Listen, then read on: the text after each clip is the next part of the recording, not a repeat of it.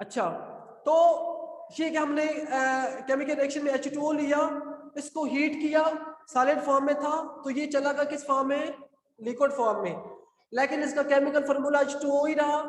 उसके बाद हमने इसको मजीद हीट किया, 100 डिग्री से ज्यादा हमने इसको हीट किया, तो क्या हुआ, केमिकल फार्मूला इसका H2O ही रहा, लेकिन जो लिक्विड है ये किस में कन्वर्ट हो गया, गैस में, मतलब कि एवापोरेट हो गया और गैस में ये कन्वर्ट हो गया।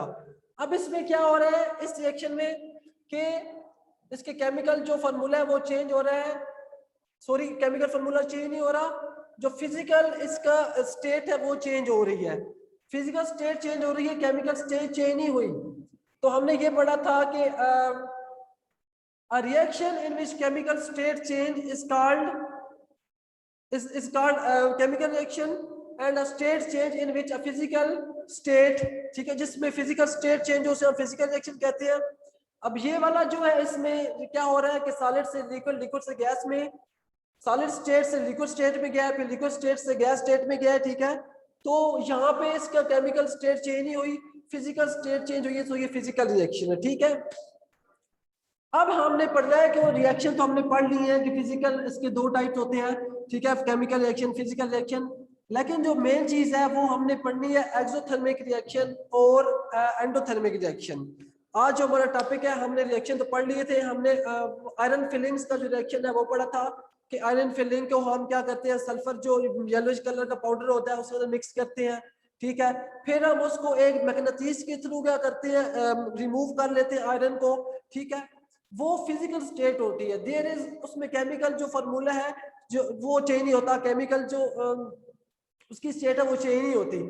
तो ऐसे रिएक्शन को हम क्या कहेंगे, तो ये कौन सा रिएक्शन है, ये सिर्फ है फिजिकल रिएक्शन होगा। लेकिन जब हम आयरन फिलिंग्स को ले लिया था हमने, ठीक है, आयरन फिलिंग्स को लिया था, Fe इसका सिंबल होता है Fe प्लस सल्फर, जब हमने इनको ऐड किया, ऐड करके फिर हमने इनको हीट किया, ऐड करके फिर जब हमने इनको हीट किया था तो ये क्या बन गया था, आयरन सल्फाइड बन गया था। आयरन सल्फाइड जब ये बन गया है उसके बाद ये आयरन और सल्फाइड फॉर्म में चेंज नहीं हो सकता। लेकिन जब हमने स्टार्ट में क्या किया, अच्छा ये जो स्टार्ट में जो हमारे लेफ्ट हैंड साइड पे होती है ये रिएक्टेंट्स होते हैं, ये रिएक्टेंट्स आपस में मिलके बनाते हैं एक प्रोडक्ट। जब रिएक्शन अकर हो जाता है, रिएक्शन जब कंप्लीट हो जाता है, जो हमें हासिल होता है वो प्रोडक्ट होता है, ठीक है, ये प्रोडक्ट है और ये वाला रिएक्टेंट्स है, ठीक है। अच्छा, तो जब पहले हमने आयरन और सल्फर जो पाउडर है, येलोइश पाउडर, इसको हमने ऐड किया, ऐड करके फिर हमने इनको सिर्फ ऐड किया, हीट नहीं किया। पहले हमने इसको ऐड करके फिर जो मैग्नेटिस से हमने आयरन फिलिंग्स को अलग कर लिया, फिर जो सल्फर है उसका येलो कलर क्या हो गया, हमें नजर आया, अतर हो गया। इसका मतलब है ये सिर्फ एक क्या था, ये एक फिजिकल रिएक्शन था, फिजिकल चेंज थी। लेकिन जब हमने इसको हीट किया, हीट करके फिर ये आयरन सल्फाइड बन गया। आयरन सल्फाइड जब ये बना तो उसमें क्या हुआ कि आयरन सल्फाइड का जिस हमने बीकर में, जिस बर्तन में हम इसको हीट किया, वो क्या हो गई, हीट अप हो गई, मतलब कि वो हॉट हो गई। इसका मतलब है कि जब ये रिएक्शन हुआ तो उसमें से हीट रिलीज हुई है, हीट रिलीज होगी जब, तो हम कहेंगे वो एक्सोथर्मिक रिएक्शन है, ठीक है। बेसिकली हमें पता होना चाहिए कि एक्सोथर्मिक रिएक्शन जो हमारा टॉपिक आज वो एक्सोथर्मिक और एंडोथर्मिक रिएक्शन है। तो हम क्या करेंगे कि हम आज एक्सोथर्मिक और एंडोथर्मिक को पढ़ेंगे डिटेल में कि बेसिकली एक्सोथर्मिक और एंडोथर्मिक रिएक्शन क्या होते हैं, ठीक है। ये मैंने लाइन ड्रा कर दी है, यहाँ पे मैंने एक्सोथर्मिक रिएक्शन, ये है हो गया एक्सोथर्मिक रिएक्शंस, और ये हो गया एंडोथर्मिक रिएक्शन।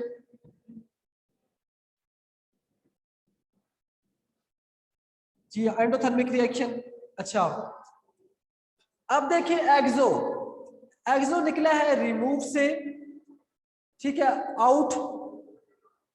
आपने एक वर्ड पढ़ा होगा एग्जिट, एक्सोथर्मिक, आपने एक्सो निकला है एग्जिट से, आपने पढ़ा होगा एग्जिट। एग्जिट का मतलब होता है कि रिमूव कर देना, छोड़ देना, लीव कर देना। इसका मतलब है एक्सो का कि रिलीज कर देना, एग्जिट कर देना, आउट कर देना। अब एक्सोथर्मिक, एक्सो का मतलब तो हो गया एग्जिट और आउट हो गया, और आगे है थर्मिक। थर्मिक निकला है बेसिकली थर्म से। थर्म जो हम हमें हीट को कहते हैं, ठीक है, एग्जिट हीट। तो एक्सोथर्मिक रिएक्शन में बेसिकली क्या होगा, जो हीट है ये रिलीज होगी, हीट जो है ये क्या होगी, रिमूव होगी। अच्छा, अब इसकी जो मिसाल है, एग्जांपल है, वो हम कहाँ से दे सकते हैं डेली लाइफ में। एक्सोथर्मिक की जो हम खाना पकाते हैं, ठीक है, जब हम खाना पकाते हैं उसमें क्या होता है, या हम आग जलाते हैं, ठीक है, बंद करते हैं। मिसाल हमारे पास कोल है, ठीक है, जो कोल है उससे हम कोल है बेसिकली, ठीक है, इसको हम क्या करते हैं, ऑक्सीजन की मौजूदगी में बर्न करते हैं। We burn coal in the presence of oxygen. जब हमने कोल को ऑक्सीजन की मौजूदगी में बर्न किया तो हमारे पास CO2 बना, क्या बना, कार्बन डाइऑक्साइड बनी, plus plus heat energy, plus heat energy हमें मिलती है। तो हीट एनर्जी ये कहाँ पे काम आती है, हीट एनर्जी, ठीक है, ये हीट एनर्जी जो है हम कहाँ यूज करते हैं इसमें, ये हीट एनर्जी हम जो खाना पकाते हैं उसमें, ठीक है, उसके अलावा वार्म अप, किसी चीज को वार्म अप करने के लिए हम हीट यूज करते हैं। अच्छा, बेसिकली जो सारे रिएक्शन है जिसमें मतलब कि हीट एवॉल्व होगी, हीट रिलीज होगी, उसे हम एक्सोथर्मिक रिएक्शन कहेंगे। अब इसमें हमने ये कार्बन को ऑक्सीजन की मौजूदगी में in presence of oxygen burn किया, CO2 प्लस हीट एनर्जी हमें मिली। वो हीट एनर्जी हमने कहाँ यूज करनी है, वहां वो हम खाना बनाने के लिए यूज करते हैं, या और जो मतलब के और जो पर्पसेस है उसके लिए हम यूज करते हैं, ठीक है। उसके अलावा हम मीथेन गैस, मीथेन गैस जो है वो से हम CH4, मीथेन गैस का जो फार्मूला है वो CH4 है, प्लस ऑक्सीजन की मौजूदगी में इसको भी हम मतलब बर्न करेंगे, ठीक है। अच्छा जी, मीथेन, इसको मीथेन कहते हैं, आपको पता होना चाहिए, CH4। अब मीथेन जो है, मीथेन गैस को आप ऑक्सीजन की मौजूदगी में बर्न करेंगे तो आपको क्या, ये रिएक्टेंट है बेसिकली, मिल के ये क्या हो रहा है, ये रिएक्टेंट है, आपस में मिलकर रिएक्शन कर रहे हैं। इसके जो प्रोडक्ट मिलेगी हमें मिलेगा CO2, ठीक है, carbon dioxide plus H2O and plus हमें हीट एनर्जी मिलेगी, हीट एनर्जी जो मिलेगी हमें। अच्छा, ये जो मीथेन गैस है ये बेसिकली जो व्हीकल्स होती हैं, गाड़ी वगैरह, उनमें यूज होता है। उसके अलावा जो बर्निंग के प्रोसेस है उनमें हम इसको यूज करते हैं, ठीक हो गया। तो बेसिकली एक्सोथर्मिक रिएक्शंस ऐसे रिएक्शंस होते हैं जिसमें हीट रिलीज होती है। अब जो हम खाना बनाने के लिए आग लगाते हैं, ठीक है, तो जब हम आग को लगाते हैं, ठीक है, कोल को हम बर्न करते हैं ऑक्सीजन की मौजूदगी में, तो क्या होता है, तब हमें हीट मिलती है, तो वो हीट खाना पकाने में यूज हो जाती है, ठीक है। उसके अलावा जो मीथेन गैस है ऑक्सीजन की मौजूदगी में बर्न करती है, उससे हम जो व्हीकल्स हैं उनके जो फ्यूल है एज ए फ्यूल यूज होती है। उसके अलावा जो फ्यूल बर्न होते हैं जैसे कि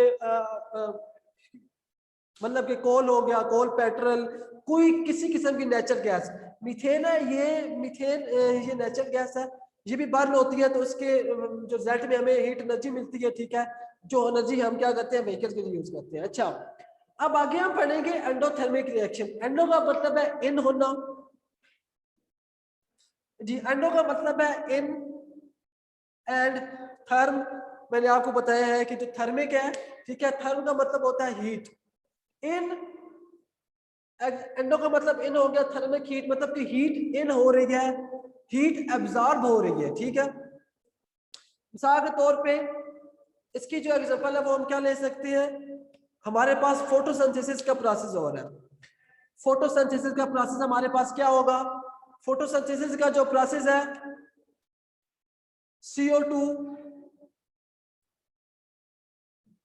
CO2 हमारे पास है, कार्बन डाइऑक्साइड, ठीक है, कार्बन डाइऑक्साइड प्लस वाटर, और हमें सनलाइट चाहिए, हमें सनलाइट चाहिए। देखिए हीट हमें चाहिए, ये जो रिएक्शन होगा फोटोसिंथेसिस का, ठीक है, इसमें क्या होगा कि फोटोसिंथेसिस का ये वाला जो रिएक्शन होगा इसमें हमें हीट चाहिए, लाइट एनर्जी, ठीक है। तो ऐसा रिएक्शन मैंने आपको बताया है कि जिस रिएक्शन में हमें हीट चाहिए होगी, हीट एब्जॉर्ब होगी, ठीक है। उस रिएक्शन को हम क्या कहेंगे कि वो एंडोथर्मिक रिएक्शन है, क्योंकि उसे हीट चाहिए, हीट एब्जॉर्ब हो गई है उसमें। फोटोसिंथेसिस का प्रोसेस हो गया। उसके बाद जो अब हम खाना बनाते हैं, हमें खाना बनाने के लिए हीट चाहिए। जब खाना हम बनाते हैं, ये भी एक किस्म का रिएक्शन हो रहा है, जब हीट मिलती है तो खाना बनता है। ठीक है, तो क्या हो रहा है कि खाना जब हम बनाते हैं तो हीट उसमें एब्जॉर्ब हो रही है। इसका मतलब है जो फूड हम बना रहे हैं, ठीक है, खाना बना रहे हैं, ये जो प्रोसेस है इससे भी, ये भी एंडोथर्मिक प्रोसेस है। उसके बाद अगर आप कोई एग फ्राई कर रहे हो, अंडा फ्राई करेंगे, ठीक है, उसे भी हमने हीट देनी पड़ेगी। तो ऐसे सारे प्रोसेस, ऐसे सारे रिएक्शन जिसमें हीट रिलीज होगी उसे हम कहेंगे एक्सोथर्मिक रिएक्शन, और ऐसे रिएक्शन जिसमें हीट एब्जॉर्ब होगी उसे हम कहेंगे एंडोथर्मिक रिएक्शन। ओके जी हाँ।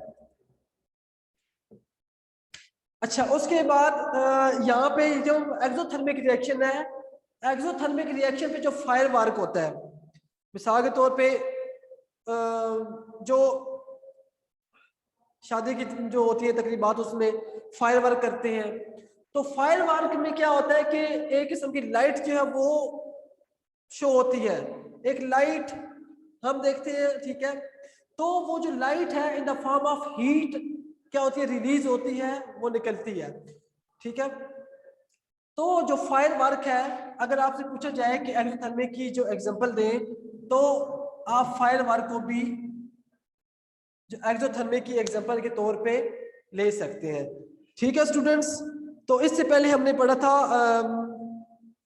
आयरन सल्फाइड का रिएक्शन, ठीक है, वो भी एक एक्सोथर्मिक रिएक्शन है, क्योंकि उसमें क्या करते हैं कि जब हम बीकर में उसको हीट करते हैं तो जो बीकर है वो हीट अप हो जाती है। इसका मतलब है कि जो हीट अंदर से निकल रही है उसमें रिएक्शन में से, तो जिसकी वजह से जो बीकर है वो हीट अप हुआ है, हमें पता चल गया कि हीट निकल रही है, तो हम कहेंगे एक्सोथर्मिक रिएक्शन है। ठीक हो गया। अच्छा अच्छा, इसके और जो एक्सोथर्मिक रिएक्शन है, एक्सोथर्मिक रिएक्शन जिसमें हीट निकलती है, ये रिएक्शंस काफी सारे रिएक्शन है जिसमें एडिशन रिएक्शन होगा, ठीक है, जिसमें ऑक्सीडेशन रिएक्शन होगा, ठीक है। तो ये सारे रिएक्शन हम आगे पेज नंबर 60 पे अच्छे से पढ़ेंगे, ठीक है। तो अभी आप लोगों का अगर कोई भी क्वेश्चन है तो आप लोग हैंड रेज कर सकते हैं।